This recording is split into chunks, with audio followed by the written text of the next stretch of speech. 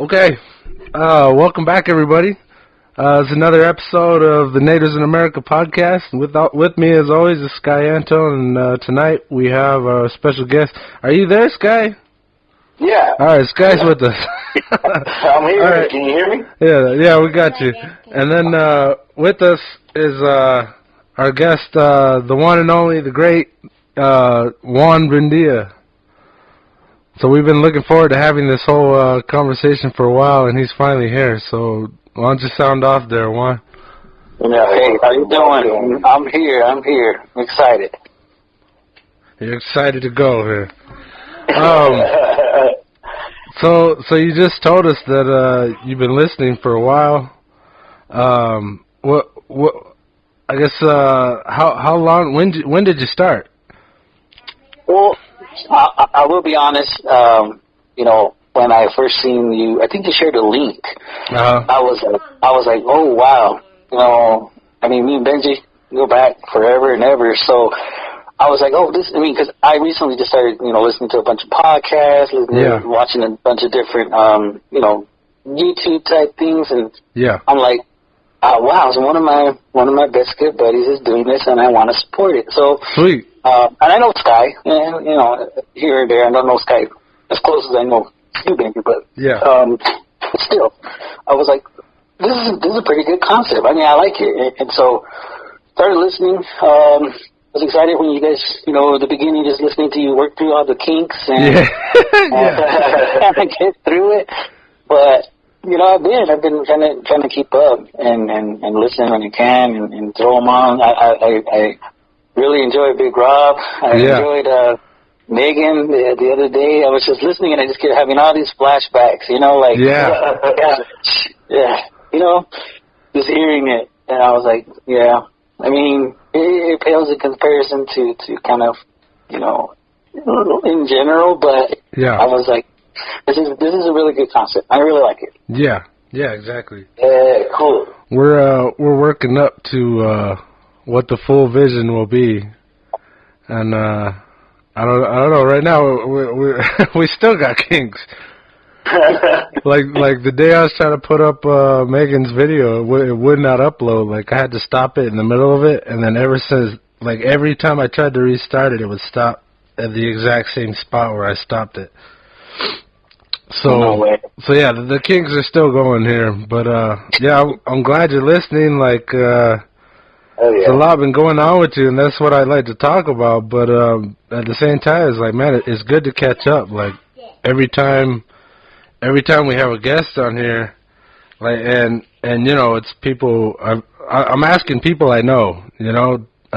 This whole time we've just been working on the concept, me and Sky here, and after a while, it's like I started thinking, all right, the main plan of this is to have guests, interesting people, people I know, people who I might be able to get on, and me and Sky, we put in the work to get it actually going. Like, I think the only reason I've been able to stick around this long is because I don't want to let Sky down. Yeah. So it's like every week I'm showing up, making the time, and it's grown from there. What do you think, Sky? Yeah, I think, it's a process with the long haul of, if everything were perfect, I think it would have a bigger production, but, we're just amateurs. I mean, I think we're still getting used to hearing our voice, or maybe liking it more. Yeah. But it's good to hear that people are listening, because it feels like I listen to it mostly. For real, I understand. I completely understand, especially because it took a really long time just to feel comfortable even, hearing myself to a degree. But now with all the jobs that I have and the things that I'm doing, I have to just be able to be get over it and just do it. So I can hear the hesitation. I mean, I'm just observing and listening. But you guys have gotten so much. I mean, it's just like you guys are having a conversation, and I think it's comforting. I mean, to me, it's good to hear people that you just can relate to and vibe with, and then kind of during that, have a good time, but also be able to share, different things about yourself and each other. So, I just want to tell you guys you're doing a good job. Sweet, thank you. Thank you. Yeah, we'll take any support we can get, and on Rob's episode, it hit 100 like within the first week, 100 views. Oh yeah, 'cause that's Big Rob. That's why. Yeah, I know. Like the name brand, the name He's on Facebook, man. Nah, that's the Facebook. Yeah. No, after that, I was like, should I start a Facebook? Yeah, I think we're gonna have to. It might be still effective,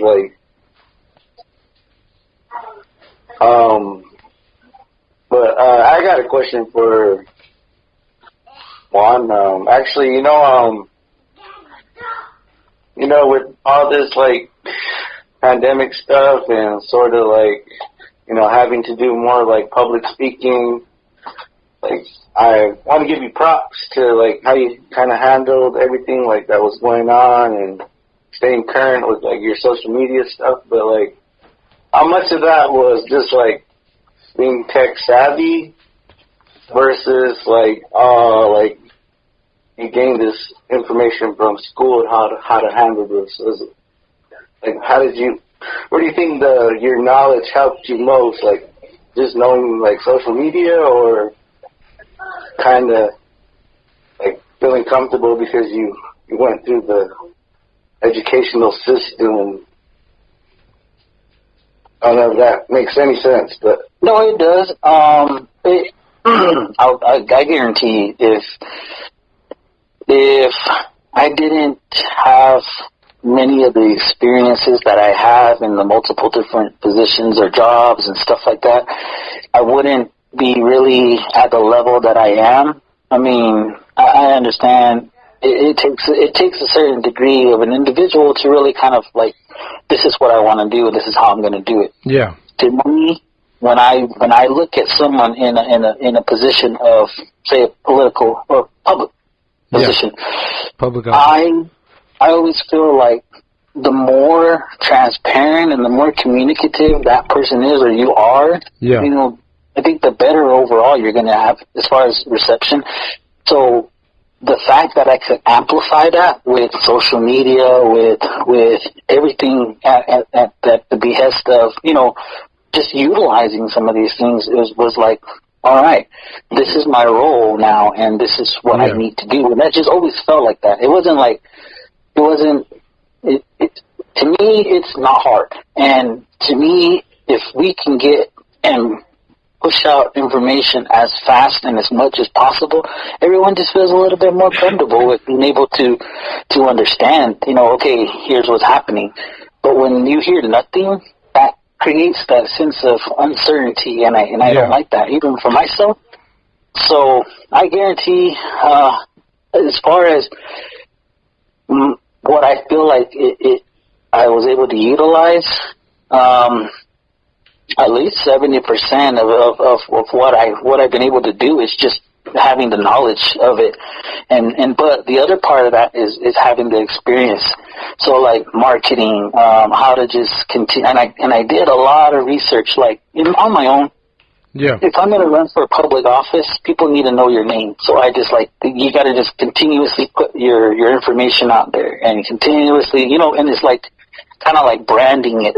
And then, so I'm like, well, why can't I do that at the same point, at the same level, with the district or with anything in general?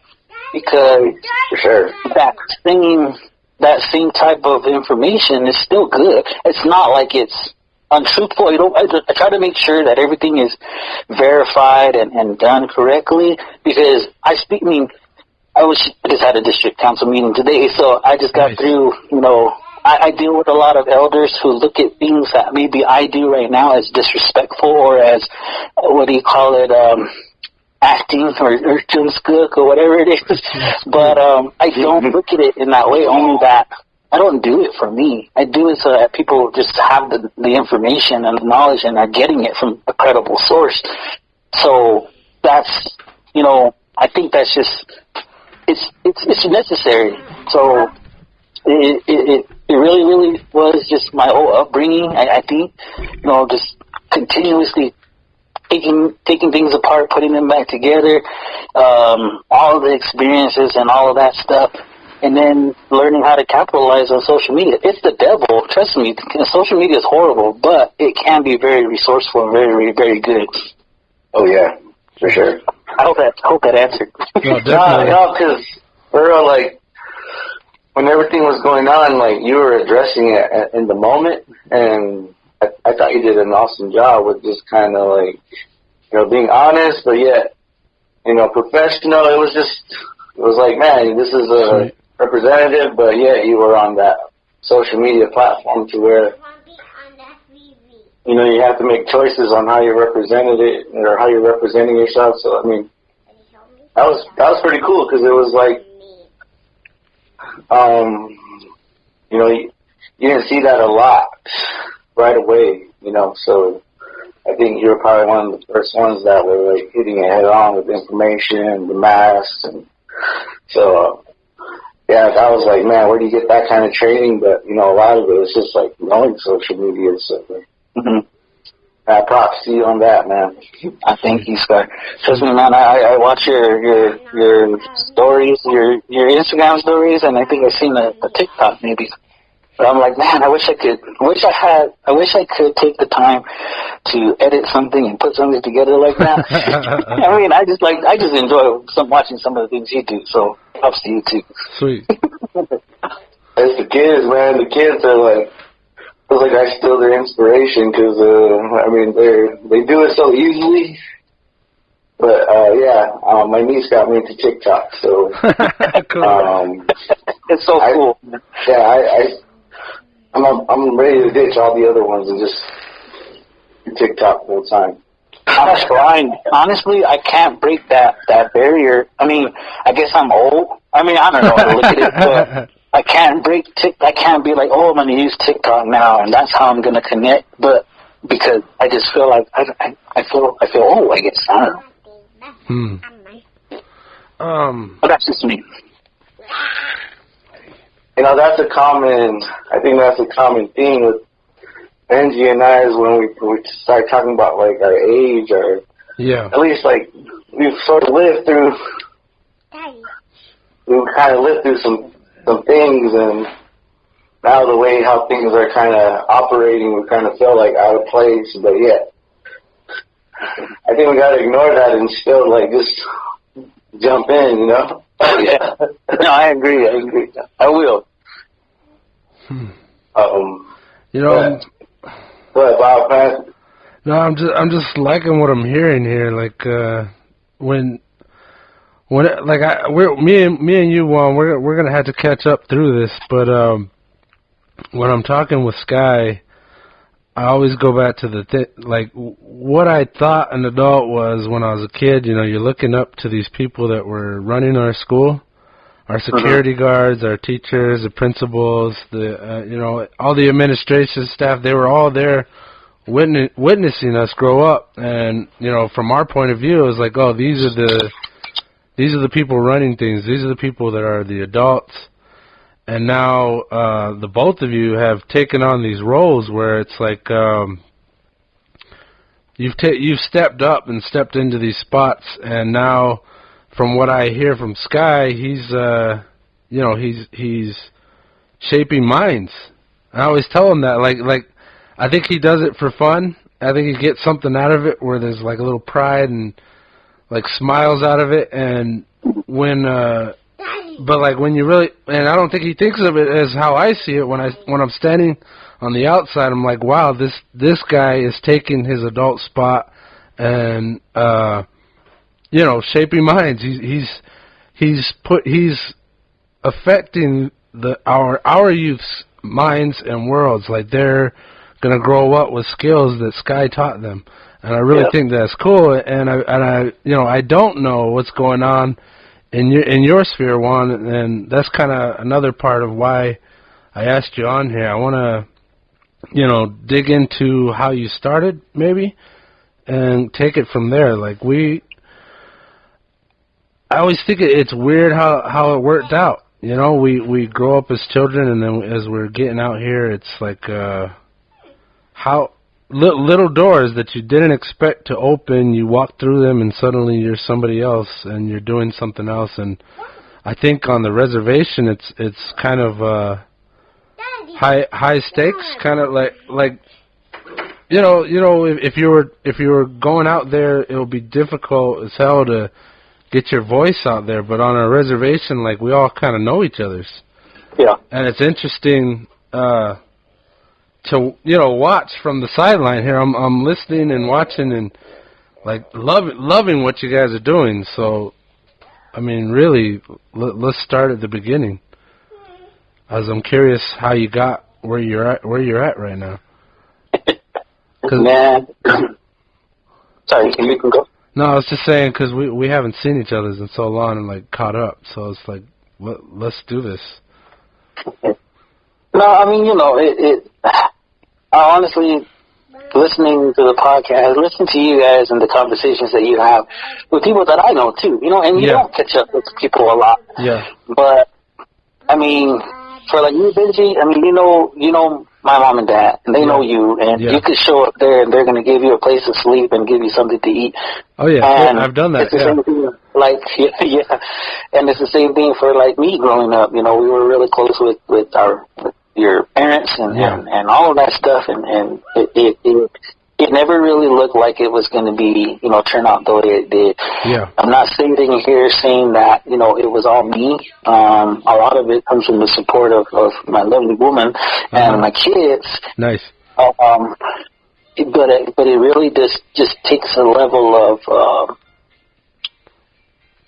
I don't know, and I hear when I hear like natives in America, or when I hear like, you know, the fight that other natives have, I really just feel like, well, what about right here? Yeah. There's so much that we just need to fix and fight for, and no one's really kind of focusing on it. It's like the focus is off of our nation. Yeah. And while I have the voice and the ability to do anything, you know, that's my calling on my kids, and then that, and then just being a good person to as many people as I possibly can. Yeah. It wasn't easy. I'm not gonna also sit here and say I didn't have my own trials and tribulations and a lot of things that everyone experiences. Because without those types of things, I think it doesn't help you to become, you know, better, because you have basically, you better know where rock bottom's at before you before you know anything else. And I've been to complete rock bottom, I promise you. But at the same time, you're either going to stay there and wallow, or you're going to start to figure out what you're going to do. That started with me not finishing school, you know, and I say that openly. I dropped out. I didn't care. I saw how all of you guys graduated in the 2004 class, and then I was like, look at them. They're all doing, you know, they're doing great. And I felt bad, but at the same time I was happy. And then I'm like, I maybe stayed a couple more years, and then I dropped completely out and, you know, just started doing whatever the hell I wanted to do. But after that, I'm like, I need my GED. So I think in 2008, bam, I'm going to go get my GED. And I took the test first time, and I got it. Sweet. And I was like, see, that's how easy it is, Juan. And I was telling myself, like, that's how easy, like, just focus, get it done. And then from there, my first job just happened to be at a district office in Estripot, Crohin. And right there, the little seeds get planted in, I see how this operates. I see what's going on. Yeah. And I can really affect change. But I also was only making at that time, and I'm surprised I was even living, I was only making $8 an hour at Strip District. And I'm like, I mean, not to say that that's not something, but I was like, I don't even know how anybody would be able to do that. So that stays with me too. You know, people should be paid and compensated for the work that they're doing, irregardless of anything, because that just stays with you. But at the same time, that's also what prompted me to get another job. And lo and behold, the elite, TUA, was hiring. And there I go. You know, the elite, I love looking for the job.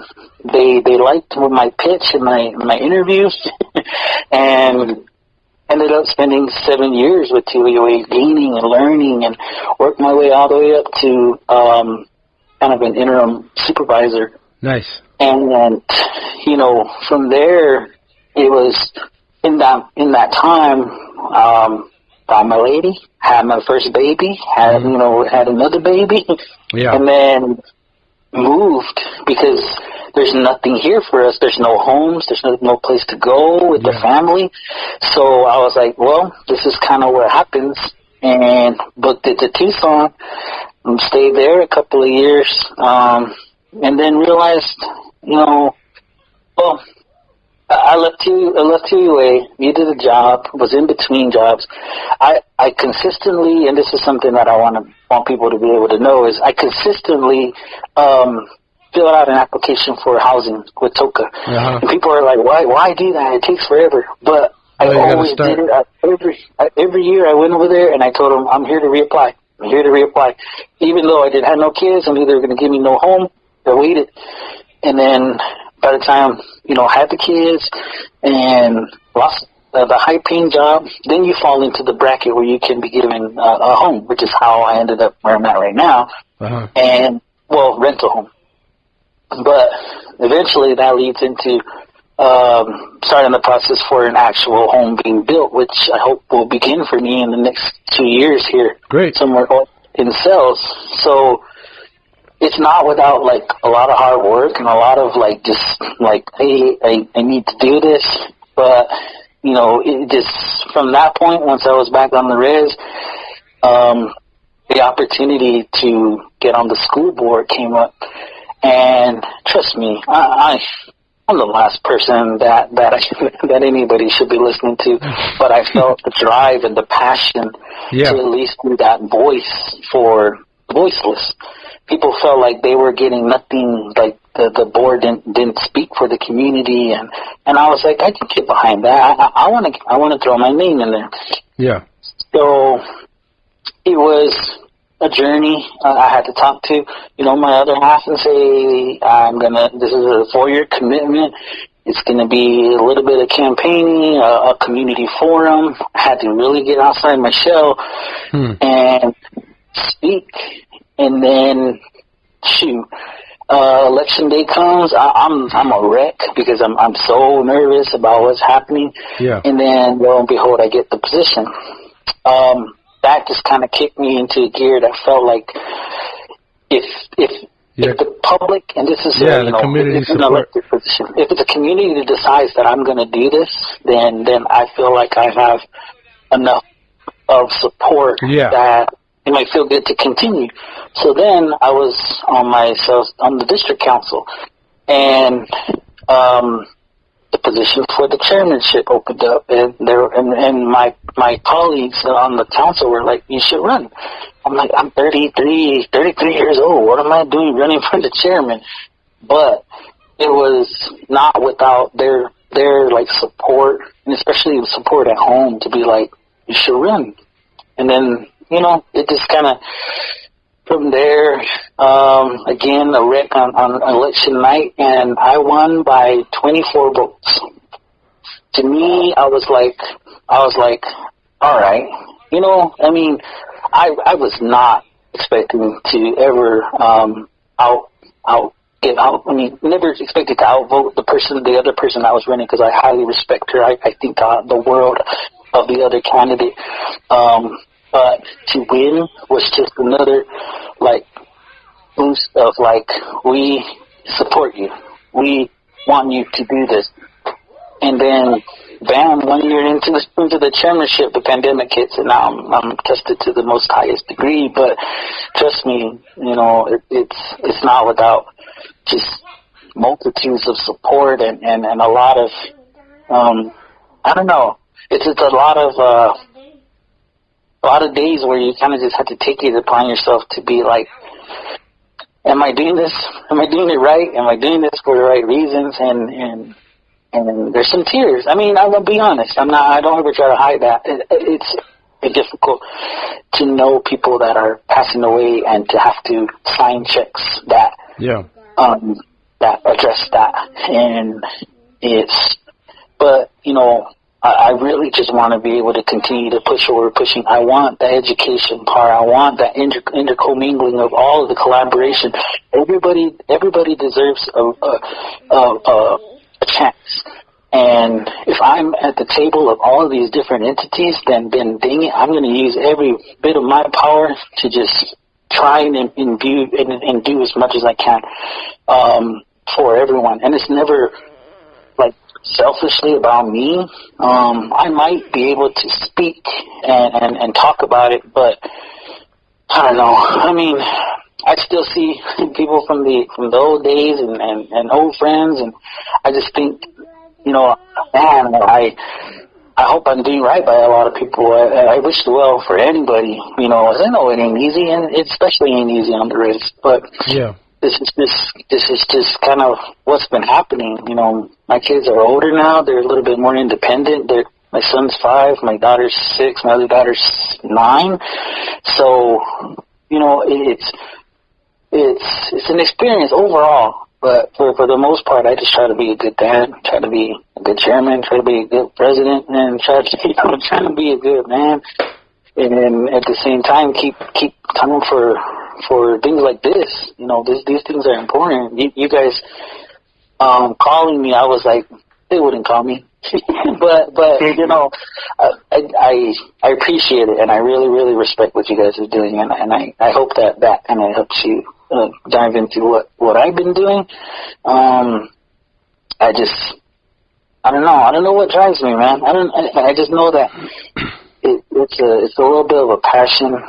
Can be hard on myself, but I also just let things fly by the wayside as much as possible, because I can't fix everything, but I can sure try. Jesus. Wow. So I gotta admit, I didn't know any of this.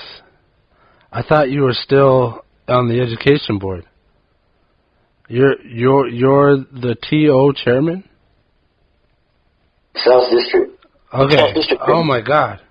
I was like, holy shit, am I that in the dark right now? Okay, when did this happen? You said the pandemic hit right after you got elected? I was elected on May 25th of 2019. So right there, by March 2020, the pandemic hit and we shut down. Wow. I was only like 6 months into my chairmanship, at least. And what's it like there now? Like, are you guys still shut down, or have you guys figured out a way to communicate? Because I was doing a community meeting like a couple weekends ago, and we did it like it wasn't Zoom, it was like Go Meet. You guys are actively meeting now, right? No, we're still doing go-to-meeting, man. They're making bank on us, for sure. Wow. This is big. This is much bigger than I thought. All right, so I guess let's get into that. Like, as far as yourselves district and you're meeting up with the rest of the districts, is there any I saw your medical points online, and I was wondering about well, now I'm wondering, like, does it seem like all the districts are working together? Because you seem to have this feeling like enough wasn't getting done. Well, let me. So when I came into the chairmanship of the district, all the district chairs we do have a running monthly meeting, and a number of the districts right now have different leadership than they had before. So there's a little bit of a learning curve on that end. But it's not like we didn't have experience in the political world. It's just a new leader means different policies. Yeah. I will tell you, I love meeting with the district chairs. It's always an experience. They always have knowledge. They always want to help. Yeah. That's cool. what we run into though is that, you know, the district chairs carry some authority. However, you know, we also are only a level of authority within the entire nation at large. While we might work together, it's the difference between, say, an entity like TONHC or TOUA or BUSD or BIA, or, you know, they have their own leadership. Yeah. And for me coming into this, what I know is no one knew Sales District. No one knew who the leadership was. No one knew anything about sales. But they also knew that sales was not a place that was open. You know, it was almost no communication. There was almost no way you were going to kind of get anything done. State parks or whatever things that were being brought up were being shot down. And when we came in, we're like, come, let's talk about it. Let's have a conversation. Let's see what we can do. But, you know, it's difficult when there are entities within your own boundaries that kind of don't offer that same type of, you know, openness. It's like you're talking to a wall, basically, and where I'm trying to be, you know, communicative and work with people, I don't get that same respect. But, you know, it's not to say that my posting something on my personal Facebook page, I know it carries weight. I know who I am. I know that people are going to frown on me. But I have been so restrained by, you know, just wanting to show them that respect. However, when things pan out the way that they do, I'm going to say something. I'm sorry. I'm not one to just sit there, and I've made this clear, especially with the council that I also have to answer to, is I do not apologize for speaking up about things that are going to be beneficial to the people. I don't apologize for that. But I will say I know that I have to be cordial. I know that I have to be respectful. But when something needs to be said, darn it, somebody should say it. And if it's me, it's me. Hell yeah. You know? I appreciate that. That's what I would expect from my politicians, our representatives. Let's call them that. Our representatives. So what kind of degree of communication are you guys having? Are you guys all waiting per month for these meetings, or like I guess per month is your district? So district chairs have a monthly meeting. Okay.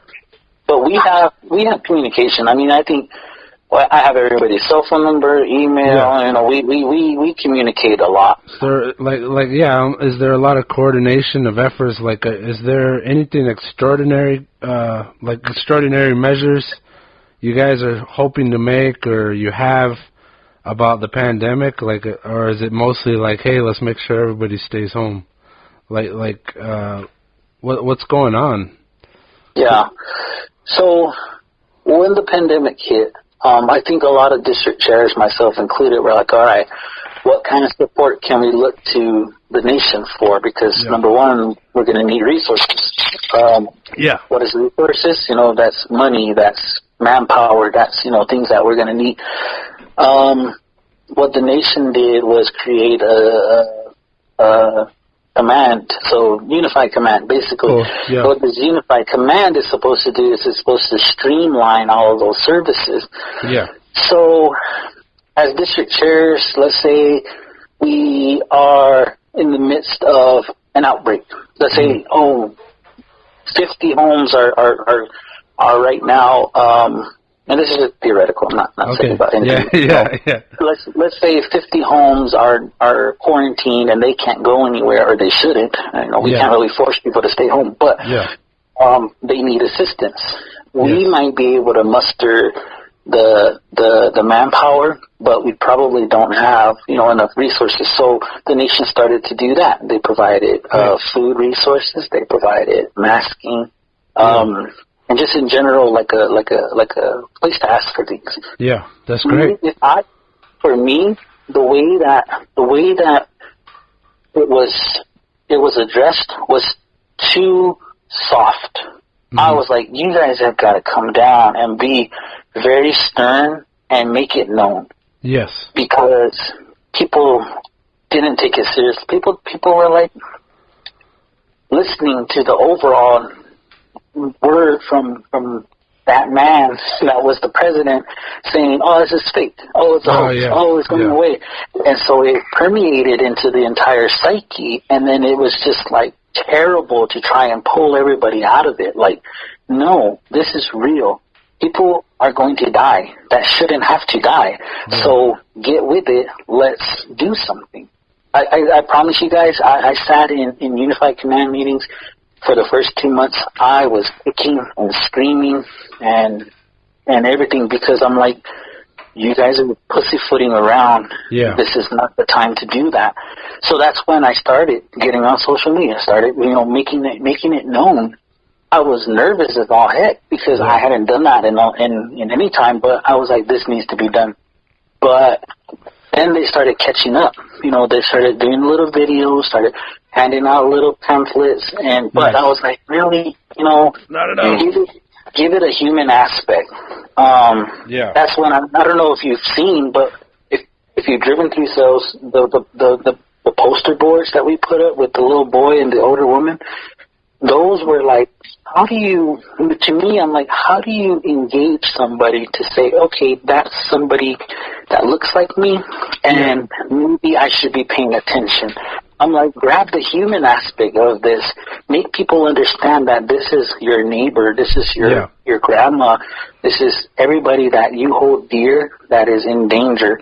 And I don't mean to fearmonger, I don't, but I do want people to just take it and be like, okay, that was in the beginning, So it was difficult for me to sit there and not be able to take the reins, but I tried to as much as I could within the district and within my bounds.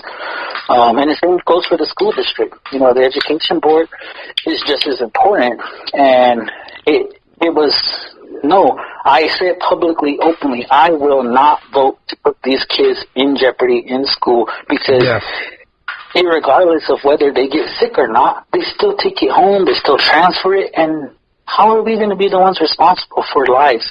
I can't do that. I won't do that. And everybody was like, dang, you're being really, I don't know, somehow about it. I'm like, no, because I know that this is something completely foreign to us. It's going to hurt us. The people that we know have very long lasted a lot of things probably won't survive this.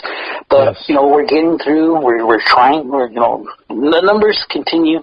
But I can only say, I promise you, I've had sleepless nights. I promise you that I've had anxiety sometimes, but only because I worry about how much maybe more I could do. But it's just really just me, That's heavy duty. It's a weight. Yeah. Heavy is the head that wears the crown. Yeah, trust. Oh, yes. Agreed. Wow. Is there anything that has, let's speak on the positive. Like, I wanted to ask you the good, the bad, and the ugly at some point. Like, it sounds like there's a lot of ugly, which, is involved in politics and maybe meetings as people come together and interact. Has anybody, all right, maybe let's not put it anybody, but, like, have you been seeing a lot of, like, have you seen any surprising acts of kindness and maybe humanity between whether the people you're working with or maybe out in the community? Have you heard or seen anything like that? Oh, guarantee you, man. I promise you, if I didn't find that in every day, I probably wouldn't be able to continue. There are moments where you just sit back and are like, this is the nitty-gritty we need to be at, where we just cared for one another. And people do. People will actually go out of their way to just make sure something's done. And I mean this, I'm just speaking in general terms, but there are moments, I think, in every day that we can find where there's just a glimpse of hope.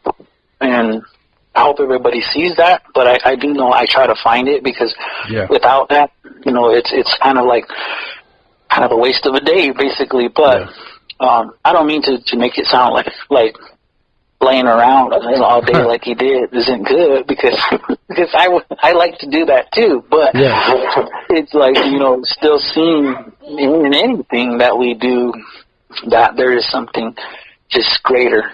You know, when somebody will go out, okay, we had a district the other day go out of their way. They're maybe 2-3 hours away, 2.5 hours away from our office, and they sent over food boxes because they knew that one of our communities needed it. Nice. They didn't ask, they didn't say nothing. They just sent it. They were like, "We're sending these boxes," and I'm like, "Thank you, wow." Yeah. You know, and what, you know, we all we got to do is take it out to the homes and get them out there. So that's cool. There are just those little moments I think that everyone can hope to find, and if you don't, I'm sure there's something though that is just kind of in general, you know, that signal. So I agree. I mean, it sounds horrible. I mean, it sounds bad. I don't mean to make it sound that way. No, but there's always some good. I promise you, people are good people, and you know, I love people in general. So it's I know that there's always going to be someone sour in the bunch, and that's okay. You know, I'm not going to shy away. I'm just going to, you know, pray for them. I don't know what to say. Pray for them, I guess. Yeah. You know, it's not me they're mad at. I'm say that, or sometimes it is, but. So let's do the bad. Was there a point, like, let's say, since you started in this new position, where you were brought to maybe tears, like just, or like a breaking point? Like, was there ever a time where stuff just got so dark that like it really deeply affected you in some way?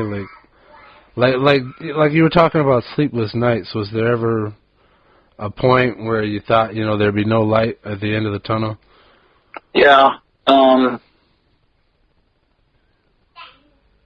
You don't really get prepared for the human side of, you know, decision making, and especially the way that a chair or even a board member would make a decision that would affect someone's life.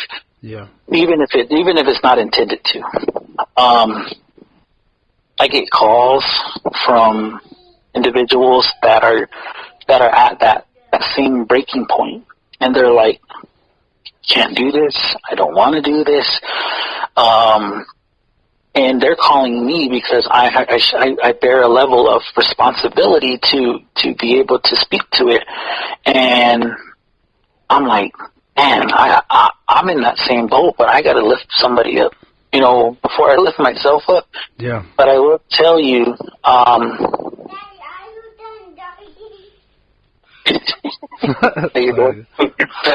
I will tell you that I have seen some things in certain individuals, and I won't name names. I don't carry it around like that, but it's just certain individuals that have really disappointed me to a degree that I felt like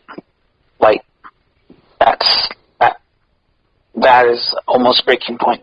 Yeah. But I've always been able to kind of lean on my support system here at home, my support system with the kids. You know, I mean, granted, they're kids. They don't understand, but they do support me. You know, they just light up the day. And so I also, there's, like I said, when I mentioned about signing wake assistance checks, you know, I knew and I know a lot of elders now. And knowing that they're going to be gone, especially the ones that have been very, very kind to me, and helped me along the way, especially during this pandemic, man, it has heightened the level of guilt that I feel, because I have to tell people, no, you can't have a wake or funeral. No, you can't go over there. No, because I'm trying to protect others, but at the same time, I'm like, it's so disrespectful. I mean, I don't know, it's that awesome, like that heritage or that feeling you get when something's not right. Yeah. And to me, having to do that as a leader, to say, nah, you can't have all night weeks, you can't have all night, you know, anniversaries. You do it from this time to that time. You know, and there's a business aspect to it, and there's also a safety aspect to it. Yeah. The side that kills me is those people that call and they're like, I need everybody. I need this, and they're like they're breaking down, and you can't do anything for them. Yeah. That's the bad. I mean, I think the bad is just finding out sometimes that it's not enough, and it's too bad. But you know, it's a struggle. But a struggle I'm okay with struggling with. Yeah. I guess I'll say. Man, well, let's talk about another positive here, like I think the trouble with your position, and I think, well, I guess anybody's job or what you're doing for your living, it's hard not to bring it home.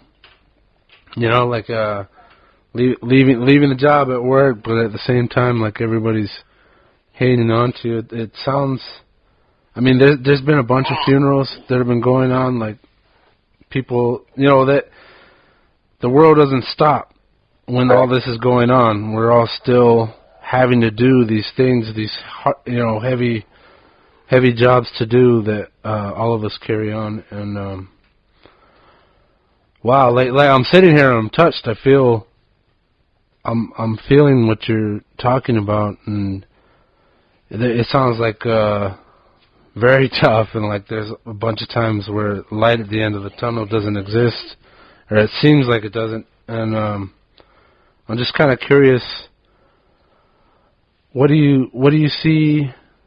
Like what keeps you going? Like what do you see at the end of the tunnel? Like the actual light. Like you mentioned the kids, you know, are supportive and they, you know, brighten up your day. Like what's your hope for us, like, to come out of this?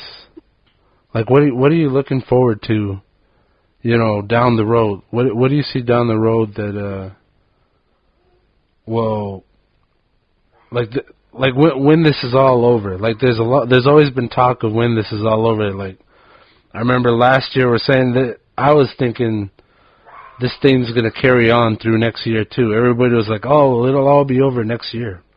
And we've been in this, you know, in and out. Like I often feel like cut off from the outside world, like, oh, it's not happening here. You know, you see the mass, but it's like there's still this feeling of, oh, it's not happening here. And I'm up here, I live in Tucson, and I know there's this whole other life going on down in the res, and whenever I go down there, like, I'll just hear little snippets of what's going on, and it's dark, man. There's a lot of dark stuff going on. It's been sad. Like, we have a relative up in Archie Hendricks, and we try to go see them, and it's like waving at the animals in the zoo. It's like you can't reach out and touch them. You can't sit with them. You can't, you know, they can't hear your voice. And you're sitting there, and how long can you just stare at a window? Like it's hard and difficult and dark. And I'm just curious, like, how do we get out of it? You know, like what's your prediction? What kind of things are you hoping for? Like, I guess this is the question I wanted to lead up to, was if you had, like, you know, the magic wand scenario, how would all this, like, what would you do? Like, if you could have all the resources that you could, you know, if everything was at your hand and if you could have it your way, what would you do? That's a good question. Go ahead. Let's see. I think that my thought process and a lot of what happens when I do sit down, and you know what I do? I do a lot of my thinking in the shower. It's like when I'm showering, it feels like I can have all the thoughts in the world for whatever reason. So I don't know if anybody else says that, but that's where my thinking spot is. Yeah. But I always think, like, you know what happened when this thing hit? Everybody was so fast. You know how fast the days were going? They were like zipping. And then all of a sudden it's stop, no, don't go. Yeah. And I was like going through and having to, and I think that a lot of people probably experience this. I'm not one to say that we're my home is absolutely perfect. You know, I know that I bear responsibility. Like you said, taking things out of work and bringing it home was a huge pet peeve of my lady. She was like, you know, I mean, even if she didn't say it, I knew that I was doing that. Yeah. And so I had to really break it down and stop. But a lot of people had to bring their work into their homes with them. You know, she's working from home right now. She's doing a lot of different things right here at the house, and so we're like at wit's end sometimes. You know, just like again. but what I was talking to her about this is probably in the middle of the pandemic, somewhere in there, whatever day we're on right now. But it was like, you know how fast everything was flying. I mean, we were like planning different things, you know, in general, but also the days were like zipping. Yeah. And then this happens, and then it just comes barreling back down to love thy neighbor, care about somebody to a degree that you put them before yourself. Mm-hmm. And we were all moving so far away from that. I don't mean to get off philosophical or sound like that, but I was just having that thought was, you know what, maybe this just helps us to realize there's a lot of deficiencies that we have, social, economical, behavioral, psychological, the drug addictions and all of those things that were really getting no attention until the healthcare part was like, boom, highlighted. Hey, we have a healthcare system. Let's make it do what it's supposed to do. Trust me, if I had my way, that would be our greatest asset. It would have to be. We invest hundreds of millions of dollars into that, and yet we are still not at the level that we should be yet. We were pitched on, this will be our healthcare system. This will be we're gonna make it do this, make it do that. Well, why not? Why haven't we? What are we waiting for?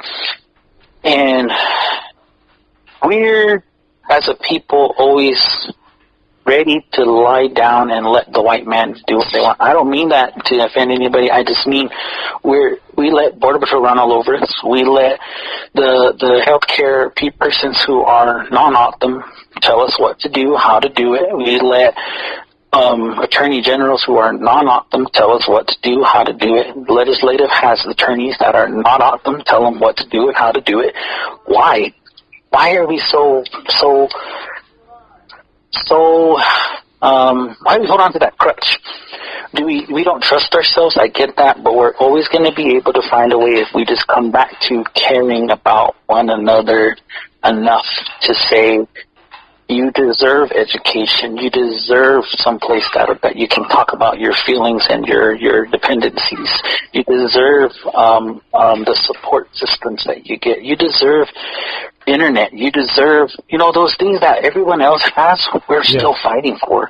Yeah. You deserve that stuff, and yet we let ourselves just be secondhand citizens because, I'm entitled or whatever that is. So the light at the end of the tunnel, I think, it's just a big refocus. I can tell you, I came in with a mindset much broader, but really, really narrowed it down to what do people need and what's going to make their lives better. And how do I maximize what I have at this point, not only at home, because, it hit home. It hit us to the degree where we felt freaking afraid to walk outside the door. I had anxiety one day. It was weird. I never have anxiety, but I literally couldn't catch my breath, and I was like, you know what it was? It was the day we went into the curfew, and it was like, you can't go to the store and get milk. There's a curfew, and I was like, I was going to walk out because the kids, we needed milk, and I'm like, I can't even go out there and get milk. I can't. Everything's closed. We're on curfew, and I started having a panic attack, and I got anxious. So that was crazy. And I was like, how many other people are going through that right now? And they're just by themselves. I had someone to talk me down. She was like, take it easy, take a breath. But, my hope, my whole optimistic thought is that we just bear down to, I don't want to say bear down, sorry. I'm not about we just knuckle down and refocus. It's not about anything other than our people or ourselves or even just lifting up one another. Stop putting each other down. Stop talking about the other person just because, oh, they did something. You know, and I run into that. But I hate it. And I hope, you know, that people don't say those things about me. But at the same time, if all I can do is my best, then that's my best. Yeah. So, you know, that's... I hope that kind of lifts the whole veil of you hit him. But I want it to be that way, you know. Yeah. Well, I like what you're saying about basic human need, like that. I think that's all anybody ever wants. Is, you know, we want to be okay and taken care of, and I love that we got somebody like you in the system working for us. Like I'm inspired by hearing what you're saying, and I feel like it makes me feel good that somebody from our generation is doing it, and I love, well, all you guys are doing it. You know, you're doing it, and I love that you're out there in the world, in our world, looking out for us, and I hope that it's infectious and that everybody you work with, you know, also gets inspired. That's enough, boy. Yeah, no, it's I always felt that it's almost like a lot of boundaries being overlapped in this pandemic, but like even in general, like you say politician, but like sometimes it's more than a politician. It's like a neighbor, community member. Like you're saying, like some of these terms are, I don't know. There's a lot of overlap. So I mean, with all this commotion and I guess all this sort of like, you know, not wear and tear on your mental, but like, what is an activity or something throughout this time that you've kind of used as your sort of your coping skill or your sort of your source of, you know, inspiration? What activity do you do, or like that you do for your well-being? That's a good question. Yeah, it is. I honestly do. Started, you know, walking in the evening, started running a little bit more, started just doing things that I could do that you know, didn't impose on anyone or make myself to you know, or everybody's, oh, there goes the chairman going outside when we're not supposed to be outside. You know, but I can run through the desert, it's no problem. You know, nobody's out there except the animals and coronavirus, I guess. But it's And I respect that to a degree that you know, I needed to find an outlet. But what I will tell you is not only just getting physical is kind of an outlet, but having a good ass laugh at some point is always an outlet. And luckily I have someone with me that we can just crack up like no tomorrow, or even diving into your podcast or anybody's podcast and just cracking up. Like, I remember, Benji, we used to just do I was thinking about all the things that we used to do when we were younger, and I was just laughing like in my head because I'm like, dude, I mean, those are just moments that I didn't even remember until I heard your podcast, and then I know you were interviewing like Linus and all these things. And I was like, we were horrible little kids sometimes. But I guess we all were. But, you know, it's kind of an outlet, too, to just listen to somebody else talk and just, it's kind of meditating, too, in a way. But other than that, you know, I have the same other outlets that anyone else has. I might have a beer now and then. I might, you know, but it's like, to me, alcohol or anything like that, it doesn't have the same zing it used to. Yeah. So I will, but then I'll be hungover for like 3 days, and I just hate it. I'm like, we're getting old. I'm going to be 35 in March, so I'm like, I can't do that no more. But running, walking, taking in a podcast, just being here with her and just laughing. I have a couple of other friends that I kind of keep in contact with. We'll just crack up, just BS on the phone or whatever. One time we were trying to do a Zoom meetup, and it was just ridiculous. I mean, it's just the awkwardness of sitting at a screen and trying to have a few with your friends. Yeah. But at the same time, it was still, kind of the release you need. Yeah.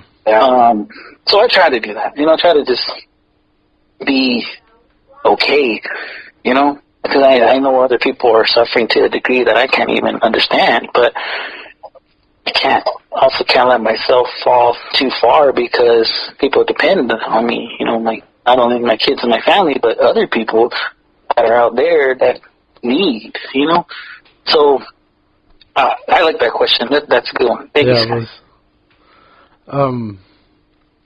Yeah, I think that's the tough part about this whole pandemic is I think all we really need in the end, like our last final need, is each other. And when you reach out, it's empowering. Like you said, cracking up. I always felt like that was like a native quality. Like if you can still laugh after so much pain and hurt, like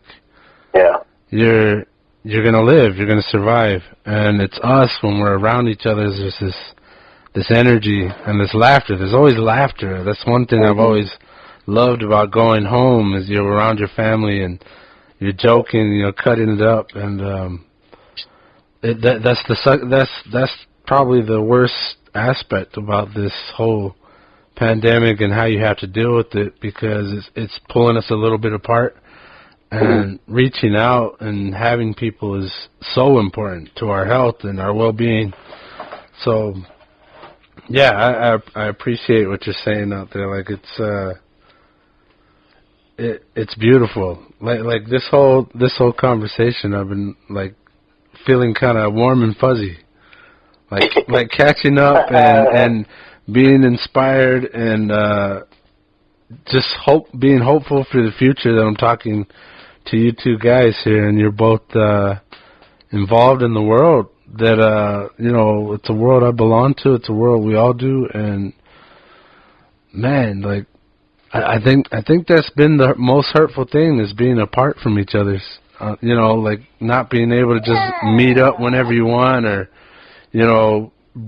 have these gatherings. Like our family's big on gatherings, like especially back in the day, man. We would get together. Somebody's birthday, somebody's doing something, or hell, it's a Saturday, we'd all be together, and I think that's been real taxing this whole time, is that we're being pulled apart and forced into these weird new situations like the Zoom meetings and all that, and it's I think that's been the toughest aspect. Like there's a lot of death, and loss and all that, and I swear this has been real inspiring to be able to still have. Here we go. It's been real inspiring to hear you talk like. No, I learned a lot. Just kind of, like I said, we didn't really know you. I think I was younger, a couple grades younger, so I didn't know you, Juan. But just kind of hearing you share today, it was like, oh man. I mean, I always. I'm glad you shared that about going the GED route, because there are so many people in that position where that's the only thing holding them back. And if they could just follow through and get on it, the doors open up. and I think you kind of pretty much said that, like, as you kept going, just other opportunities were popping up. So, I guess if you could give any advice to somebody that is considering doing the GED thing, or even in general about going and actually getting your diploma, or I mean, I guess if you could say that you had anybody here that was not knowing what to do, or maybe yourself in that position, like, what would you give them any gems, or what would you say? Well, here's what I'll say. I know for me, it was a struggle to just be challenged enough in school to find it like important. I don't want to say I was this big genius and I knew everything, but I felt like I did. But I also knew that, you know, it was my own decisions, my own. I take accountability for dropping out, but I also just found when it was time, it was time. It was like, all right. I knew about, you know, at least TLCC. I knew they had a little program, and I was like, well, let me just go check it out. It's not going to be like, I mean, it wasn't difficult. I know right now in this time things are a little bit more difficult because, you know, things aren't open or all those things, so we kind of keep continuing to put little roadblocks in front of us. So, but what I will say is that, you know, it took me, I think, making a call and asking about the class. And what was really good, and I really hope that there are still educators or teachers or people that are doing these things that are out there. But the lady that I dealt with, I forget her name, but she was like, she said, do this quick test and we'll just see where you are. And I did it, and then she was like, wow, you know, she's like, you probably don't even need these GED classes. You could probably go and just take it and pass. And I was like, really? You feel like that? And she was like, well, she's like, and this is what happened to me. I went, she said, you're going to get 3 or 4 chances anyway. I forget what it is, but it was a couple of chances based on whatever you pay. And the way that I passed, my math scores were horrible, but my social studies or whatever, and writing and reading or whatever those other aspects of it were better. And so the one that really drove me over was, I think, social studies, whatever the subjects are that they give you. So when I got the transcripts, they were like, because you did this much more, it brought up your entire score, so you do get your GED. And I was like, wow, okay. So I was really like, if I don't pass math, I'm going to have to go back. But, I mean, I didn't do great, I'll say that, but because I did greater in other aspects of it. So I would just say, find something that you feel like you are really good at, get much better at it, still work on the other things. But to me, it was just a shot in the dark. I was like, I'm either going to pass this or get through it or not. What I also would say is try and remove the mental blocks that we have as a people. Yeah. You can't do that. Or, you know, or if somebody tells you that you're dumb for every day of your life, you're always going to feel like you're dumb. But to me, it wasn't that I was told I was dumb. It was kind of like there was no, and I don't mean to speak ill on my parents. I love my parents wholeheartedly with everything. They've done everything for me. But I also kind of felt like there was no emphasis on you need to do this. I got to find that motivation in myself to be like, if you want to at least get a good job to some degree, you should probably get a GED. My parents may not have said that, but they also exemplified some of those things to a degree. And so I know a lot of people don't have that, and I know a lot of people don't have both parents. I'm blessed enough to have both of them. But I think that in the long run, taking that leap or that chance, and I'm hopeful now that I'm effective enough as a leader to be able to put things into place that'll be able to assist somebody who's on the brink of thinking about doing something like that. Because in the long run, it's just that little leap that we don't take. It kind of just, well, I don't have a ride. Well, I don't have, it's those little tiny roadblocks that we put on ourselves that say, I'm not going to do it. So it's take the leap, at least try. And even if it doesn't work out,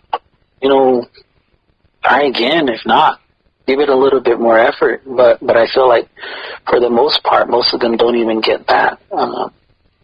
Most people don't even get that simple, little pat, or you can do it, you got it. It's a lot of consistent, just self-sabotage, I guess I'll say. And I know that I had that experience, but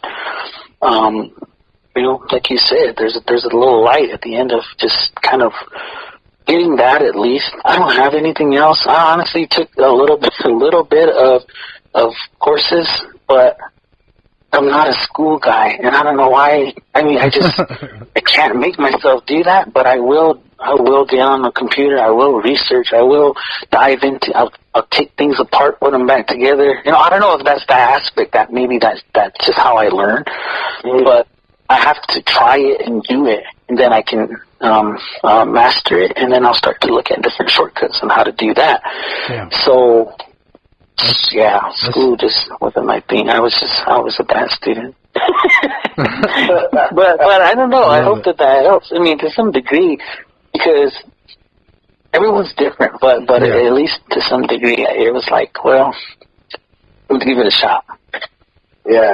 No, I think that perspective needs to be in those environments where, it's not always about, maybe not always about getting the A, but at least applying your best effort to show that you applied yourself. Yeah. So you applied yourself and you saw results. So I think that's what we all I think we all can relate to that, because we're our harshest critic, We talk the most shit about ourselves, and I don't know if that's just a human thing or what, but sometimes you do gotta give yourself that pep talk. But just when you're saying like always say we learn better with our hands. Yeah.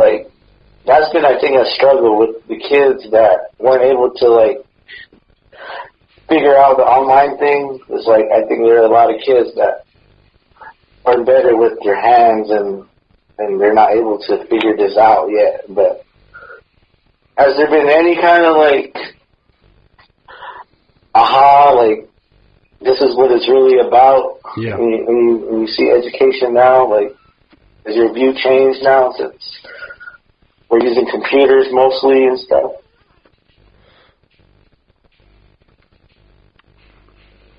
I try to put my finger on some of the. I try to keep my ear to the ground, and I try to make sure that I. But for the most part, my largest experience in teachers with what's happening right now is the kids that are in my home. So I see them, I observe, but also as a governing board member, I jump into observations via virtual observations, and it's we've been in the online type of setting for the whole year, basically the whole. We're probably gonna. I don't know this for sure, but we're probably gonna continue the rest of the school year as virtual. That's still to be considered. But if we do, should that happen, everyone, especially our kids, are way over virtual. And I say that with all honesty that I can see it. I understand that it's not how we learn. It's good as a breakaway. It's good as maybe like an instant of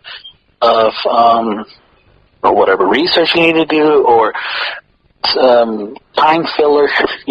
Kids are savvy, but they also understand that there's a level of humanness that's missing.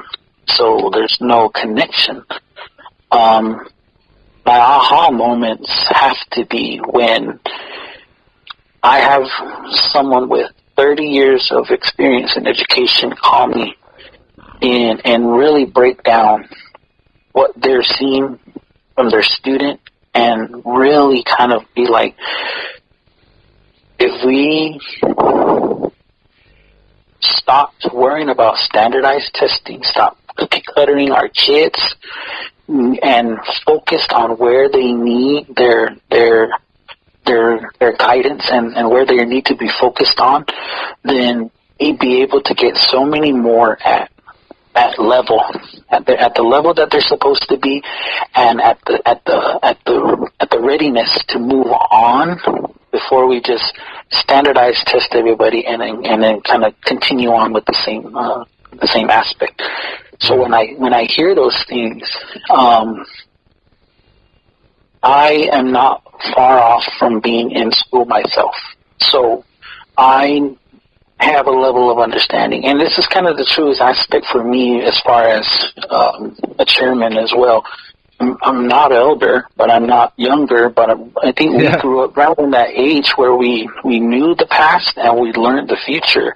Yeah. And then we kind of, this generation, the generations after us are going to be, have no idea what a rotary phone is, and no idea, but we're kind of at that point, I think, where we have a depth of knowledge that most people don't.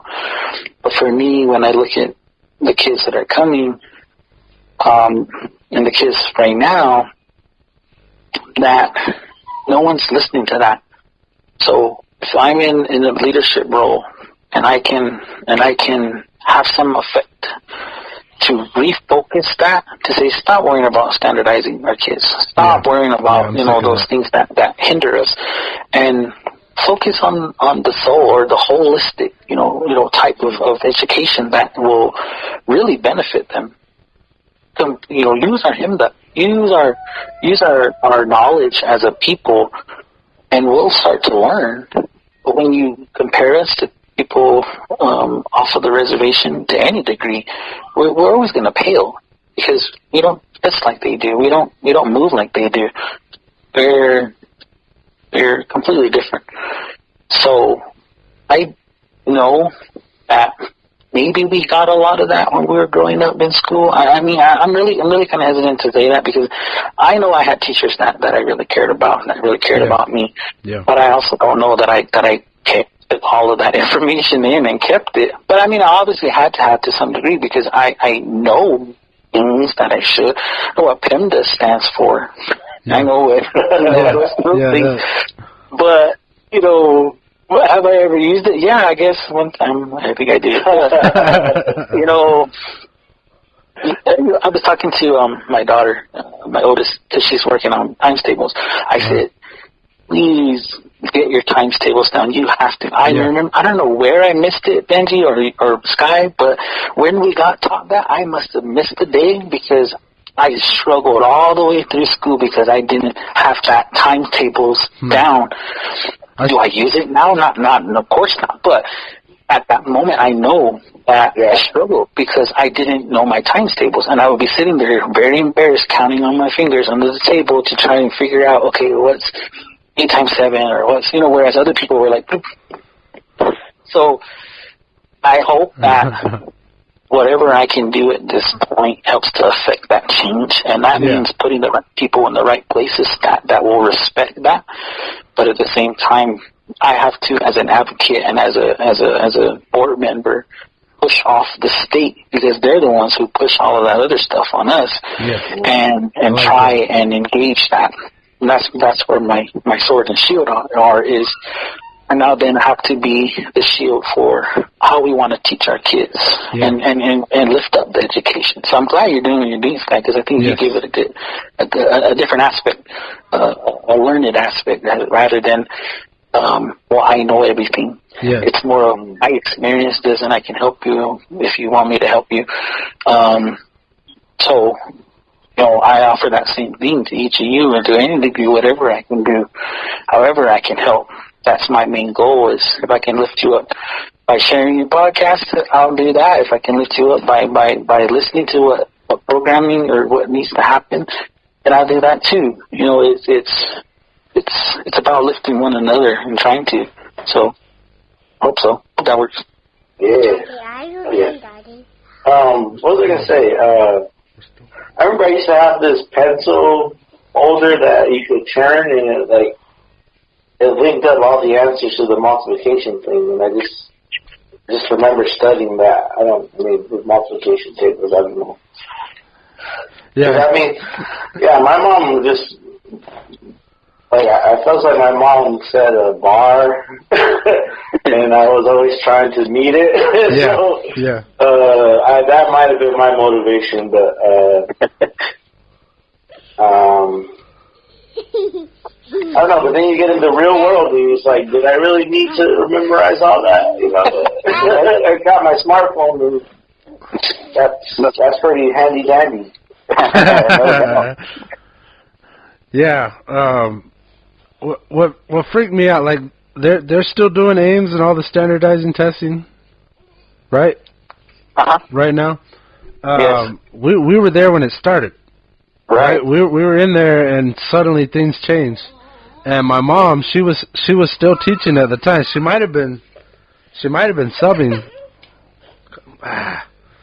Come on up. She might have been subbing about that time. She was still in the education department, and she told me, and she was on her way out, and she told me that the way the standardizing started pushing in on their actual education, like their lesson plans. She said that was kind of like the death of education. Like I think we'll have her on sometime. Oh my God! I think this guy's getting tired. What? Hold on. What she was saying, what she was saying was when the standardizing started coming in, it was pushed by the state. I like that you said, that's where your sword and shield is. Like I totally agree that by limiting what we're teaching, we're limiting the teachers to do what they do, especially the teachers that we loved, like the ones that actually love the students and show up every day, like every single day. They're here on the res too. They spend half their lives down here with us, with our children. And when they started pushing the standardized testing, those same, wonderful teachers, and I swear my mom's one of them. I know Rhonda is.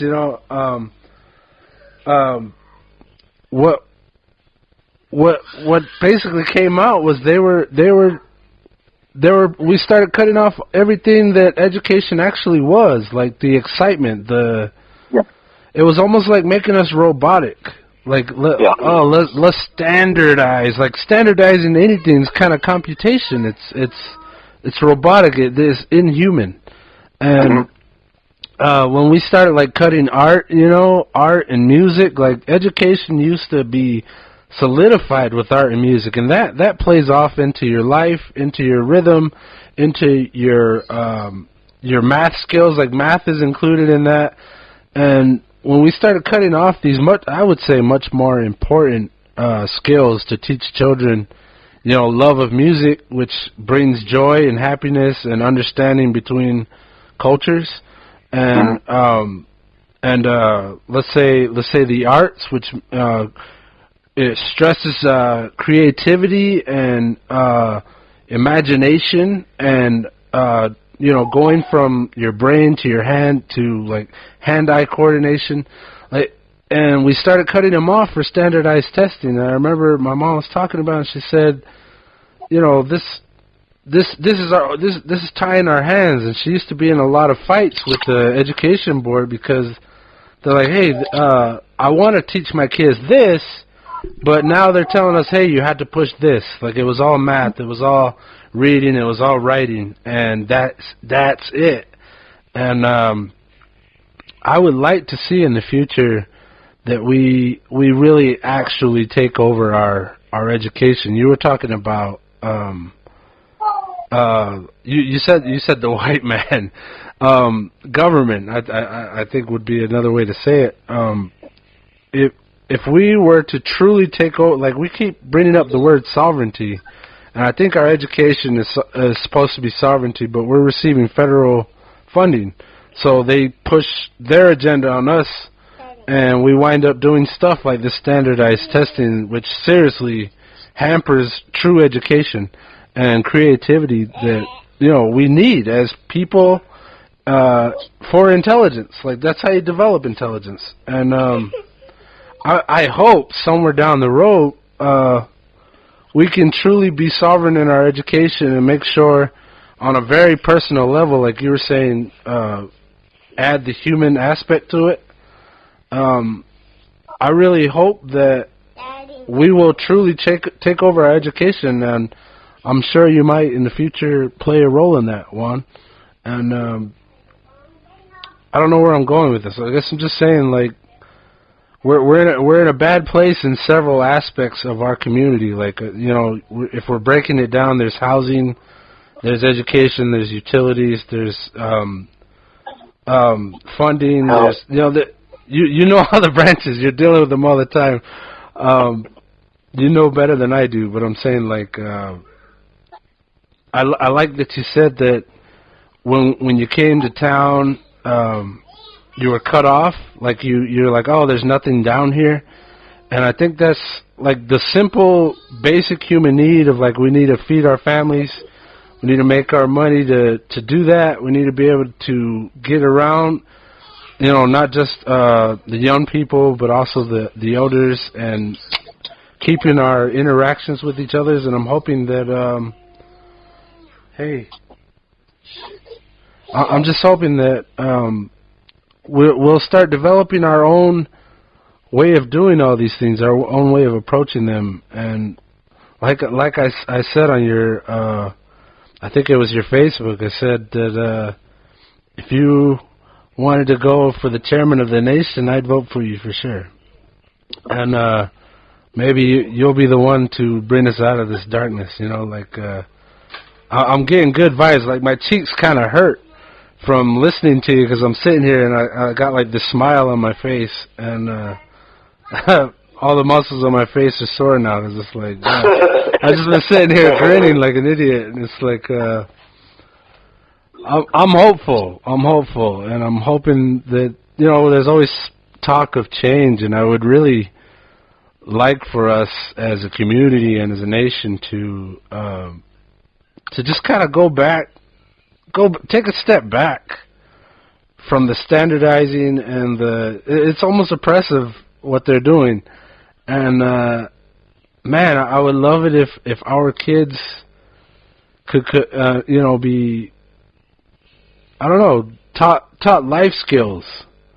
Mm-hmm. Like things to take care of their family, help get an education. Like, I think it's ridiculous for somebody to want to go into higher education to better themselves, and whatever if somebody has that need and want but doesn't have the funding to do it, that's ridiculous. Like, I think a lot of times we take cues from the nation, the United States. We take cues from the way they did it, and a lot of times, like you said, they're pushing their agenda and running the show, like kind of bullying in on what we're trying to do for our people here. And I'm hoping down the road we'll figure this out. Like, it's inspiring to hear the kind of dialogue we've had on this episode. It's crazy. I've really enjoyed talking with you about this.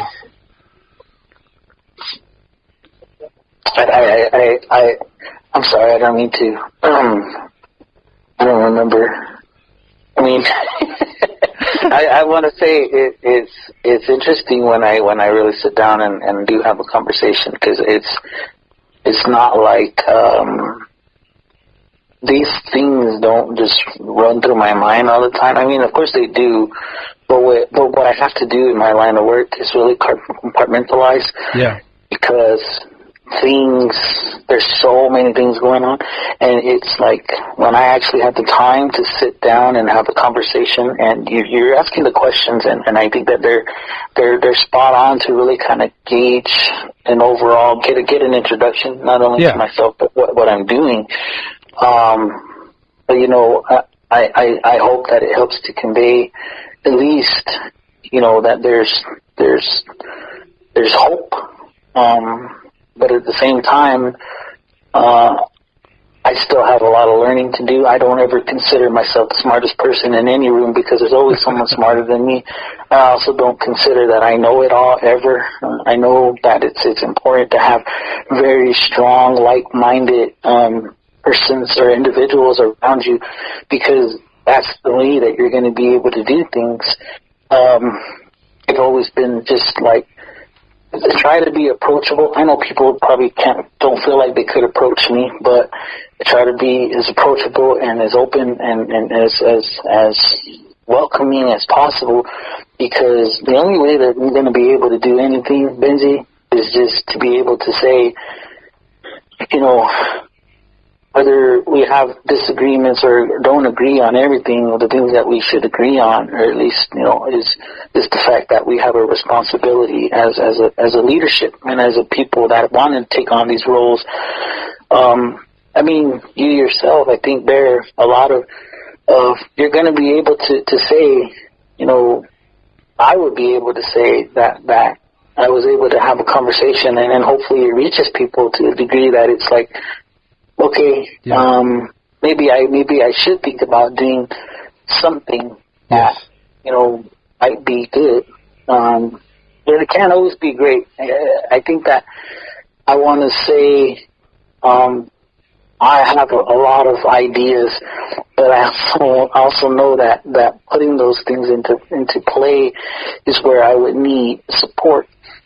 I think that I've seen the way that our education is treated on the nation, and if I were the chairman, and as I am the president now of the school board, my main thing is we don't emphasize education. We don't make it a real, it's not a necessity, or not. It's kind of just like, well, there's education. It's no. We need to be educated. We need to have education completely flowing through each one of us, because it's the only way that we're going to climb out of anything. If we're dumbed down, we're just going to keep staying where we are. And so, I just hope that if it's not me, and if I have some ability to be able to help in that way, then sure. But if it is, I know that I'm going to have to look for and find people that have that same drive and motivation. And trust me, there's a lot of things that I think that could be done right now that would just make it a whole lot easier. But there's also a lot of individuals who are still holding positions that don't think that way. And so that's the tough part. That's the other tough part is fighting that stance people have, that, well, I know it all and I've done it all and I'm not going to listen to anything that you have to say because you're new. But it doesn't deter me. It just kind of makes me want to fight a little bit more. So hearing, what Miss Juan, your mom, said is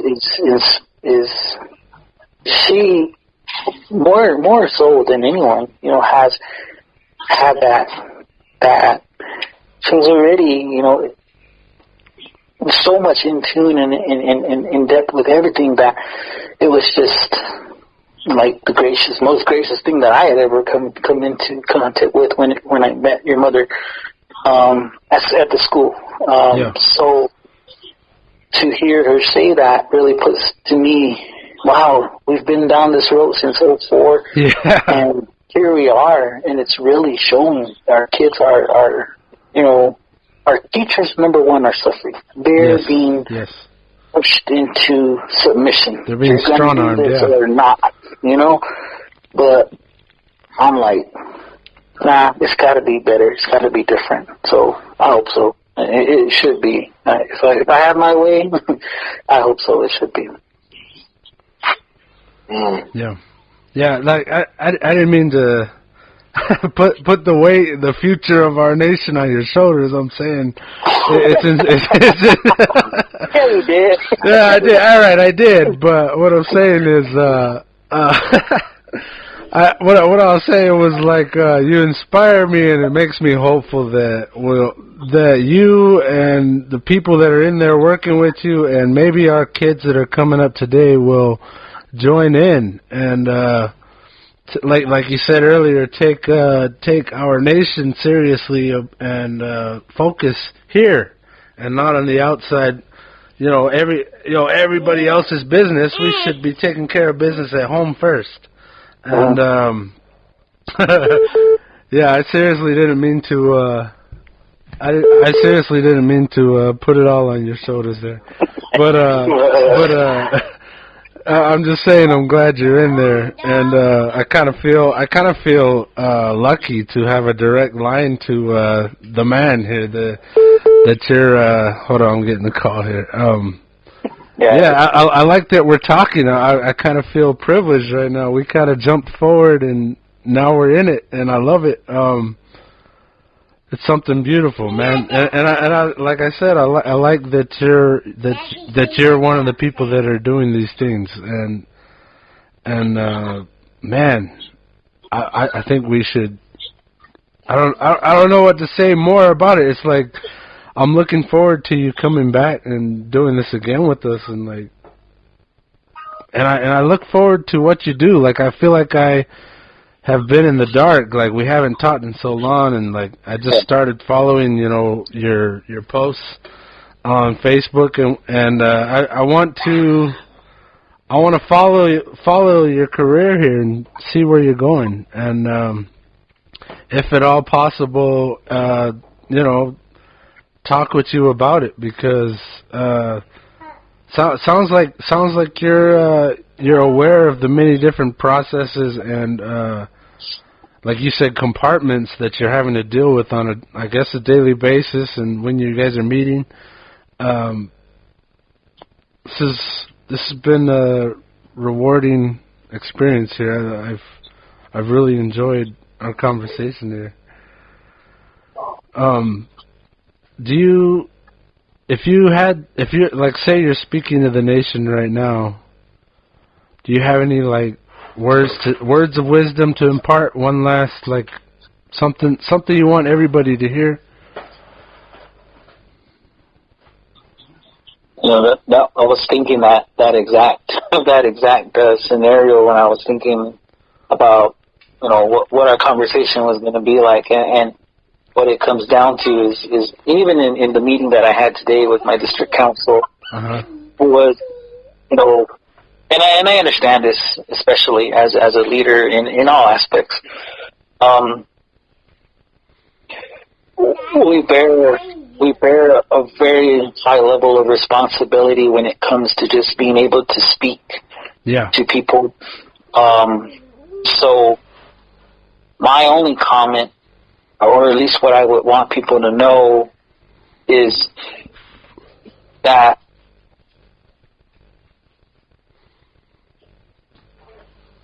as a people,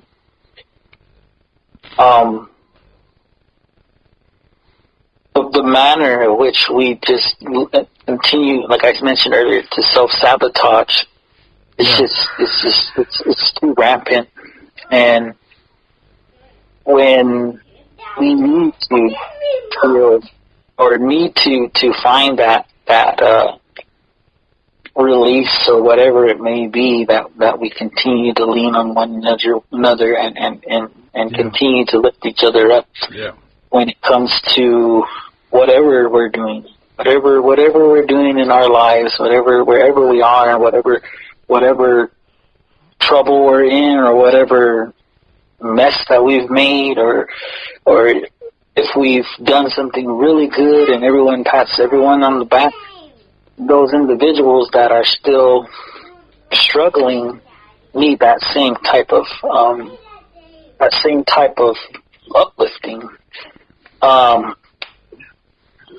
When I feel like like I was saying earlier, when I feel like we were moving at such a fast pace, I know things were falling through the cracks that were probably never going to be recognized as much as they are right now.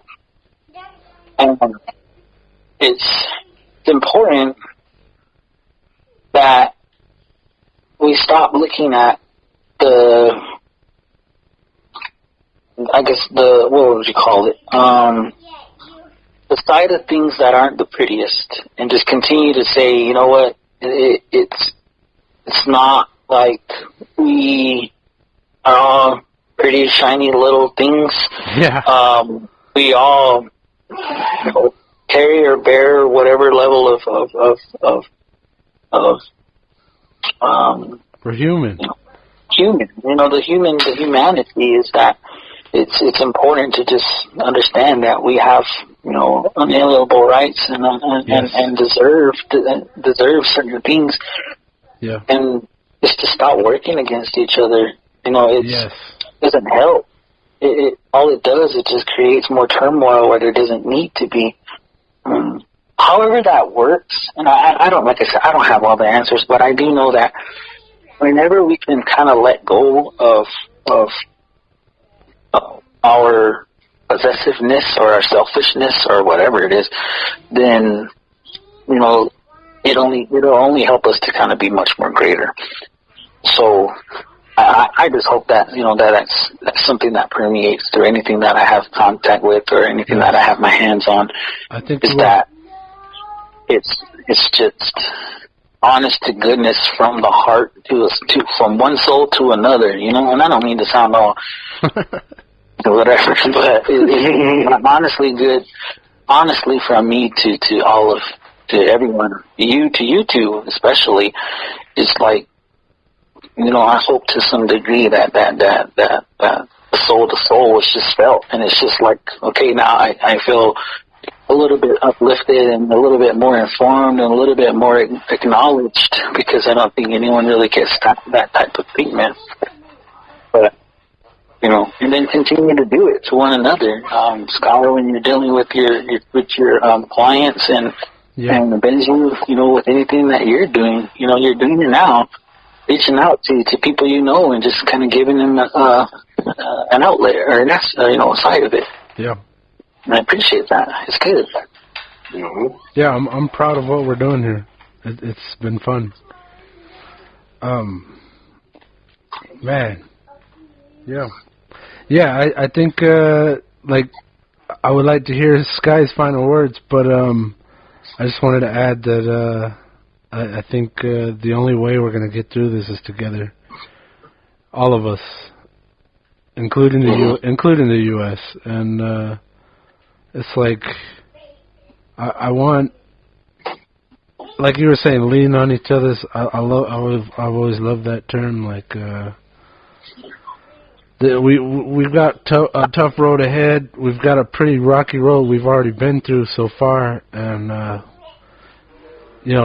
have high hopes that we're all going to get through it. But I seriously think until we open ourselves up to be leaned on, and have people that we can lean on, and maybe go out to the people that don't have anybody to give them a outlet, like you said. We're just going to struggle if we don't, Yeah. What do you think, Sky? Yeah, no, it's pretty well said. I think just we're brought up to be, and I'm not saying in a traditional way, I think just in an American way, it's very I. Yeah. And pretty much what I get from what Juan's saying is a lot of it has to be we, where we're not just thinking about our eternal self, but it's like, all the people we connect with and and as a tribe, like, we know who those people are, so we should be not so against each other, but more pulling each other in and just sort of uplifting each other, which is happening, but I think it gets complicated because there's a lot of that's like I said, like we mix business with our culture because yeah, you know, we use American money and you know, even money in general. That's kind of, we put value in that, and sometimes that value is not calculated with what it means to be even awesome or yes. or from here, you know. So you know, and just kind of, you know, going back to the standardized testing, you know, those are someone else's bars of expectation, and we know we should be able to set our own bar and kind of entail with, you know, what we see for ourselves. You know, we should be setting the bar higher than whatever, I don't even know what they're calling it because they changed the name so many times. But you know, just a kind of a self-reflective question for us is just, if we're going to be doing a sort of, not a standardized test, but sort of our own calculation of what they should be getting from education, you know, what are we going to be, you know, what are we actually going to be measuring if it's not what the government is giving us? Because that kind of reflecting on, you know, what it means to be awesome and what it means to be, you know, from here, and so there's a lot of like the self-reflective questioning that we got to ask ourselves, because we're just kind of caught up in the mix, trying to make money, but also, you know, trying to abide by these standards that, you know, that we might not have to meet, you know. So I really thought this conversation was insightful. Thank you, Juan, for sharing, and you know, just keep trucking, man. You know, but I'm glad you shared and kind of gave us a look into, you know, what you've been experiencing, because it's heavy stuff.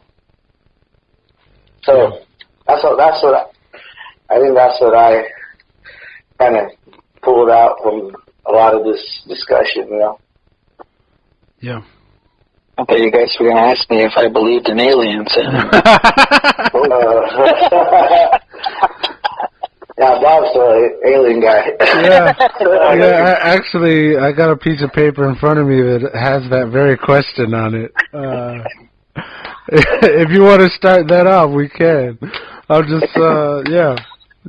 There will be time for that one. I would like to definitely have you back.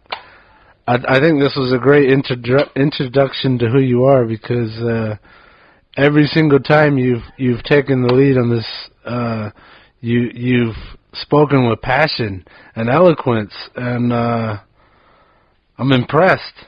It's been so long since we've hung out. Like, I'm humbled to be talking with you, and I feel the same way with Sky. The both of you are doing great things out there, and I have high hopes for our future, knowing you guys are both out there interacting with our youth and with our nation, with our community.